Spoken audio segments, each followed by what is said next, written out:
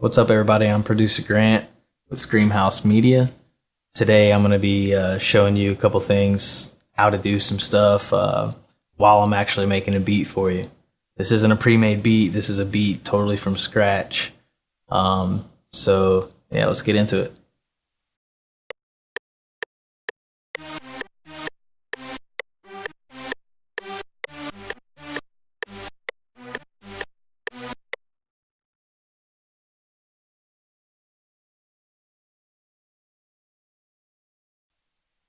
To me, it's very important that you quantize your notes, because everything's not together in time.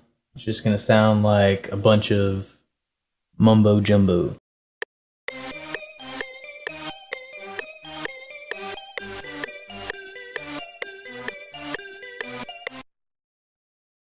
Once again, quantize. For y'all that don't know, it's actually Control Q when you're in the piano roll. You want to do a quick quantize if you got your steps set up. All right.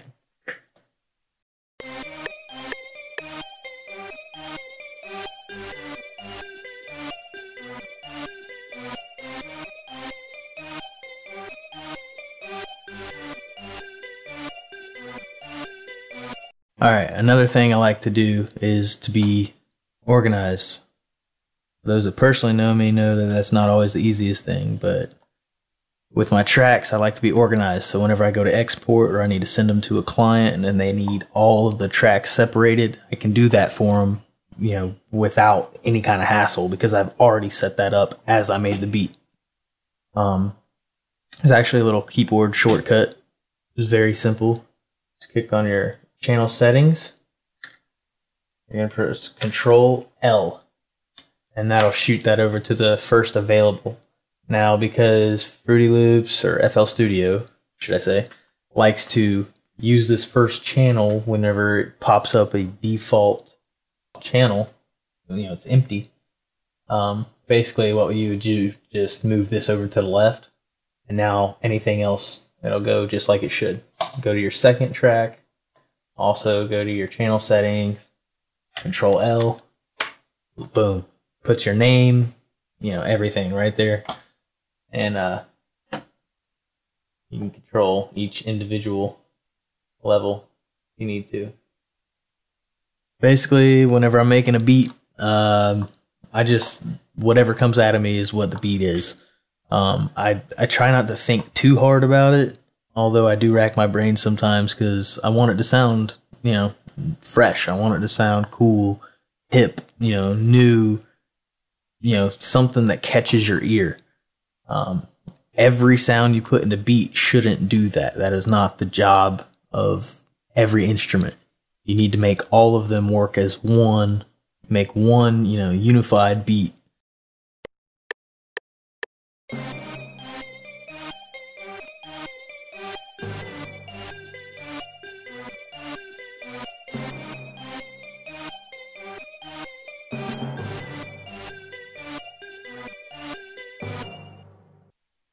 Basically, right here, I'm making these notes triplets. So I'm going to go back to regular step because I don't normally work all of my music in triplets, only the notes that I want. All right, we should be good there. And actually, let's liven this up a little bit with a little, you know, velocity roll in with that little roll.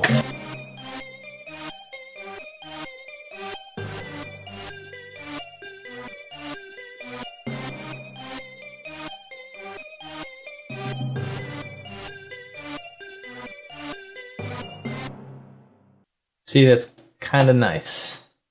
All right, now let's send it to its own track. Control L.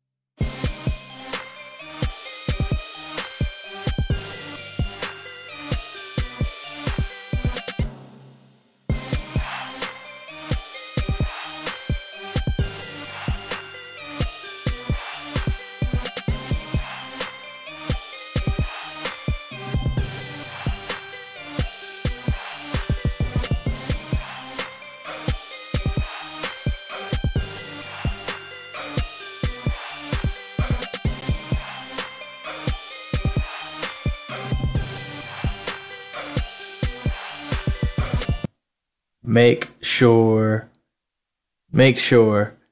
that your 808s are tuned. Don't just hear, oh, clicking, boom, boom, boom, boom. Oh man, I like that 808. Put it in there and just put it under like a perfectly good beat, and you ruin it with the 808 because you don't tune it. And it just sounds out of tune and it's whack. Tune it. Make sure it's in key. I like to tune mine to the root note of C. That way, whatever chord I'm actually playing or whatever key I'm actually playing, that's the note it's really playing. So I like to do that. A lot of people want to know how to make it where they don't overlap and it doesn't, wow, wow, wow, wow, all kinds of crazy stuff. Basically, where the waves, like the samples, overlap each other when they play. A lot of people like to use the cut itself feature or cut self feature. I would much rather just use the polyphony feature under the miscellaneous tab in the channel settings. I'll show you. This is our 808 sample here. Yeah. Got a little bit of distortion to it. Turn that down. There we go. Anyways.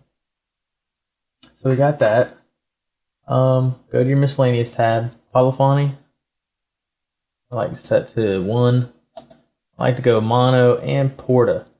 And then this is your slide knob. This is how quick or slow the notes will change to a higher or lower note, different key pressed on the keyboard. The more you turn up the slide knob, the longer it takes to reach that note.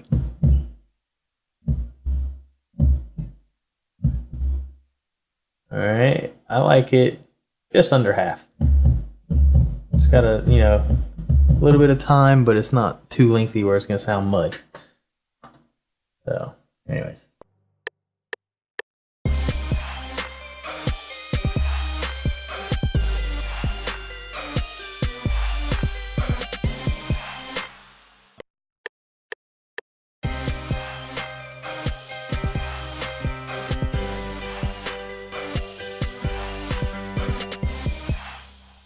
But basically, I would, map out the beat, how it's going to be, lay it out, make an intro, make, the verses, break down the verses, maybe a bridge or breakdown or something, maybe an outro or end it on a couple of, hooks or whatever it may be. But once I get it kind of laid out, then I like to add transition effects and, uplifters, downlifters, any kind of, little vibes and stuff like that. Something I hear that kind of, goes with it. I'll try to make that happen, Once again, I'm Producer Grant with Screamhouse Media. You can check out my beats at www.producergrant.com, where you can find the latest beats with leasing and exclusive options. Also, follow me on Twitter at Producer Grant, and comment, rate, subscribe.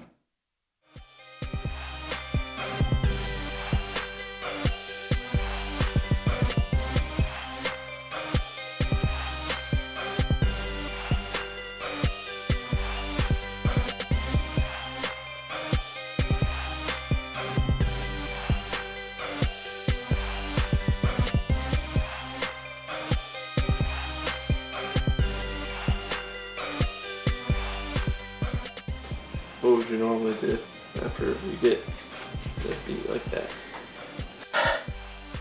Let it sit. Let it sit forever? Yep. Never export it or track it out. Just like that. Leave it. That's exactly what I would do. Dude, you know how many of those I have right now? Just like that, where you just open up the project and hit play and it's like, oh, he's got a beat, man. Yeah, I like that. I like that. So, what would you call that? Smile, you're on camera.